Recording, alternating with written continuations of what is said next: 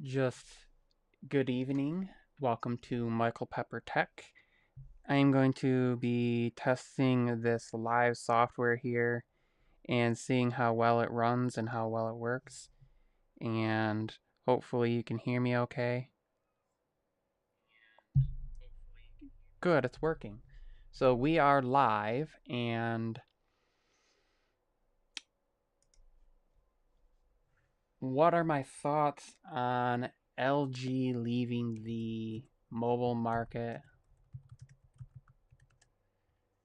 Well, I think it was inevitable given their stance on um, how they approached the market, and it was a little too late for them to come out with these fancy devices and for them to come out and promote things like the Wing or the LG Velvet or doing these out of the mind, out of kind of atypical devices. And why I say it was a little too late is if they had introduced that, you know, a year or so ago when the first Fold came out, before the second one came out, it would have been great. But, they dropped that in when they did now, and I feel like it's a little bit too late to, um, hey Apple Monster, hey Miles, to introduce that to the market and to bring something with a different approach, especially when they were struggling to bring regular devices into the market at the price that they did. I mean, the LG G8 basically it came out at $800, and within a couple weeks it was $200 down from that, and within a couple months it was half price, and before you knew it, you could get the thing through most carriers for $200-300, and now you can find them for super cheap. And I think that was an issue with pricing on things, and they really should have approached the market differently, and hopefully they learned from it, and maybe we'll see them come back. Maybe it's one of these where they're not really going to fully leave, but they need to just approach things differently. I really hope that maybe they are working with another company. I know they have some patents, so those could be worth something to, Google or Samsung or even Apple potentially. As and they're going to be sticking around. They provide displays for other companies. I mean, I believe they even supply some displays for some LG devices, and I know they provide displays for Apple, for like some iPads, and I think for their watches and things like that. If and So hopefully other companies can kind of learn from this. And maybe it was good timing, especially with T-Mobile announcing that they're going to be working with Google and promoting the Pixel more. And I think that this could be a huge point for Google to step up. I also think OnePlus, um, they have an opportunity, and I don't see them going anywhere. And I hopefully they take hold of the reins and kind of step up and do their thing. Yeah, Ecamm Live is pretty sick. I like the fact that it's not really reliant on servers apart from what you're doing, and you can move things around, and you have interfaces, and you have all sorts of things you can do, and um, you have different effects. I don't know if you guys can hear this. Post a one in the chat if you can hear these.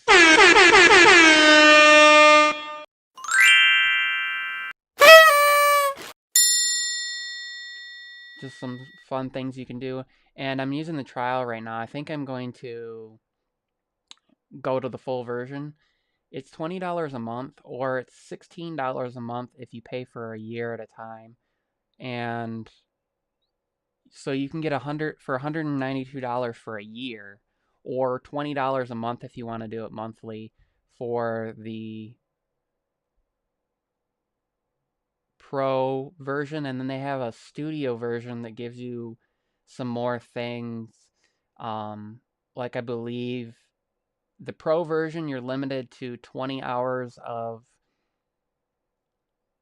recording. And so this automatically saves to your computer too. You set it up to do that. So when I'm done, I can just grab this video footage and get clips out of it and things like that. Sort of, that was the DJ air horn is all it's called, and it's built, sound effects are built right in.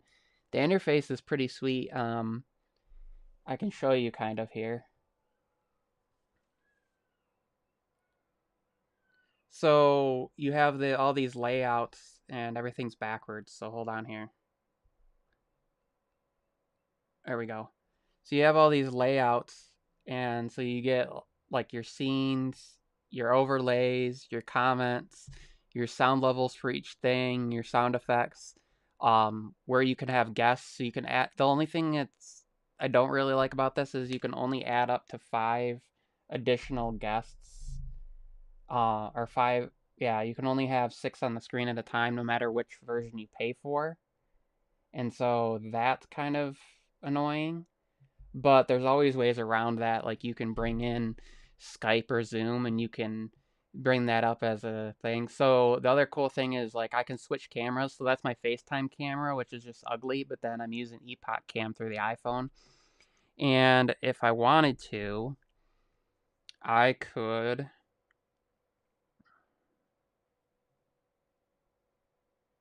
even bring in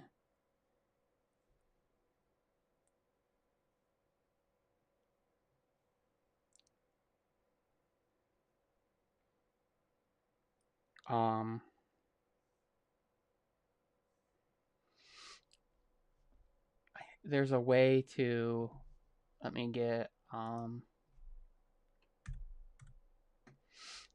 let me open up so I can bring up another camera here. So now I can switch to, and maybe I'm showing my keyboard and mouse here. So I have my OnePlus 9 as another camera. I could have it as a separate angle over here, if I wanted to, and just switch between FaceTime. Here's Ecamm, FaceTime, Ariune. You can even do things like have multiple cameras up on the screen at the same time, so it's pretty cool. And it's pretty easy to run, and I think that I really like how the interface is, and I really like that you can like split things across screens. So if I wanted to, I could just have the image large screen and have over on my laptop screen, I could have interface for things. Hi, Kia. So it's pretty nice. And as far as tech things that I'm working on, I don't know if you guys have seen, I've dropped a few videos. I dropped a couple videos showing the 8K footage from the OnePlus 9.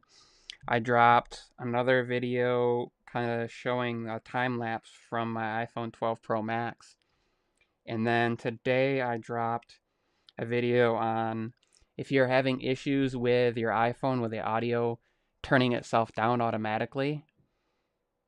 I demonstrated how to disable that and turn that off and get that working.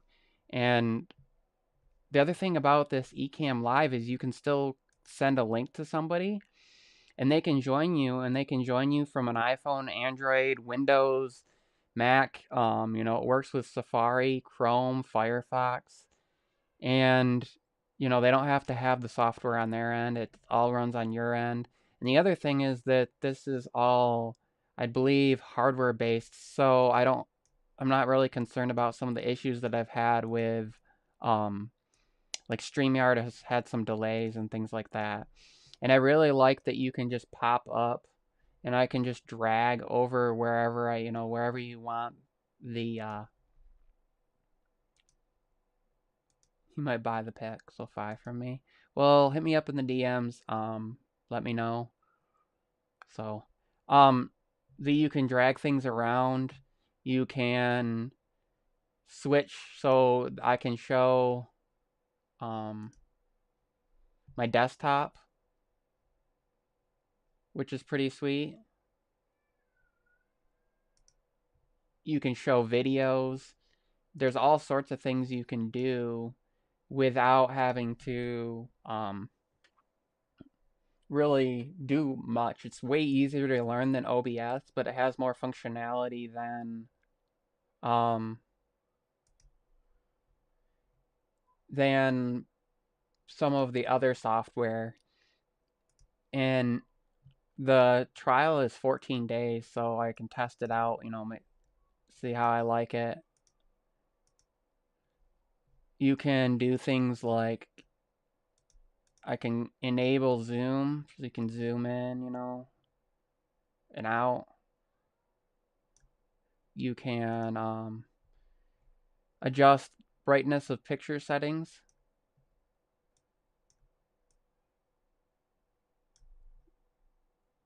It's it's pretty easy to use. You can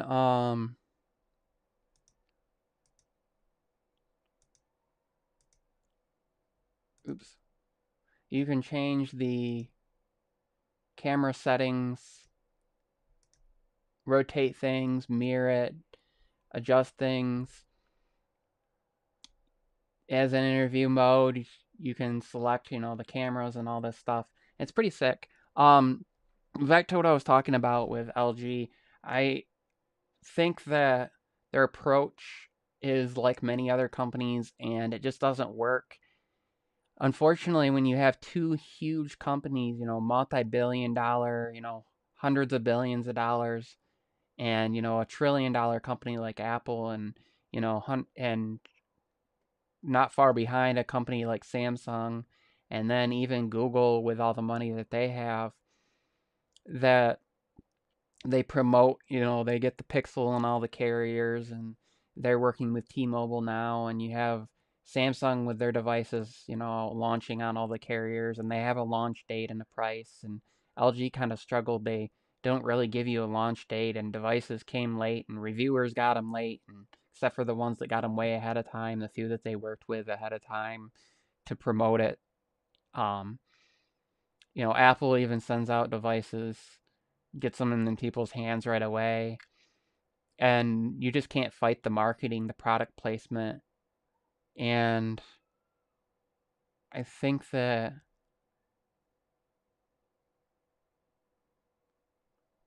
we need to approach this differently, and I think it's on our heads to kind of think about what, as content creators, what we promote, what companies we promote, what we talk about, but to always be true to ourselves. But if we like a product from a company, I don't think that we should just look at it as, oh, we're going to get views, because all the OnePlus videos that were out before I even got this phone in my hands, and people are clicking on the OnePlus 9 Pro videos, and my hope is that since I got the regular OnePlus 9, that my videos will do well. But that's another company that people just aren't really looking at. But I wanted it to compare to my other devices and to see how this partnership with Hasselblad really works and what it really means to them, and to test it out. And you know what? Cameras aren't the greatest, but they're not bad. I like how fast, and smooth everything is. I like how quick everything pulls up. You know, Scrolling through everything is really smooth. I haven't had any issues. It did get a little warm when I was recording some 8K footage the other day, but that's all it really is. That's all I've really had with it. Um, there is some issue as far as shutter lag, and I'll see if I can capture it here. If I go to take a photo, um, take a photo and I move a little bit, when I open it, watch this. I didn't open it in time. Hold on, let me try that again. Take a photo, move a little bit, open it, watch. I don't know if you caught that. The chair kind of moved a little bit. So and it captured the other chair kind of sharp. But if there's only one object in the scene, it'll be all completely blurred. So when I've tried to take pictures of my son and I go to click and it just skips like that, and it either misses him completely because he's moved out of the scene, or it blurs him, that's just not good, and I can't have that. And now on the other hand, Gcam runs really well on this device for the most part. You don't get the button for the 2x zoom, but it's digital, so you can just pinch in to do that, and that works pretty well. Google's night sight is really good, but the one thing I can say is that the night mode that's built in here is actually much cleaner and much brighter. And the ultra wide camera is really nice, and the video is really nice. And the only issue I've had, like I said, is if you have a moving object like that, or if you're trying to get really close up on a flower and take a photo, with it being kind of blurry. And I'm going to try to rig up something so I can kind of capture that. I don't want to do screen recording because that's not really fair to the device, because I know people are going to say, well, it did that because you're recording the screen. So I want to figure out a way to mount my iPhone, have it up on my shoulder or something, over my shoulder, so you can kind of see what I'm doing, take pictures, and you can just see it happen. Maybe I'll just do a top down and take some pictures of some things on my desk, and then move it slightly, or have something that moves so you can see the delay. And even like a timer on a clock, take a picture of that, and you can just see the delay from when I actually snap the photo to when it goes through. But other than that, it's been good. The software seems to work really well. If you're watching this, don't forget to like and subscribe. And if you're catching the replay, please let me know. Please let me know what you think of the software. If you think it looks better, sounds better, operates better than kind of when I've used StreamYard. If there's any lag, let me know. If there's any kind of stutters, let me know with that. And just let me know if you think I should continue to use this or go back to StreamYard or try something else. And thank you for joining me. And I will see you all probably this weekend, Saturday night. Thank you. Peace out. And as always, good day and God bless.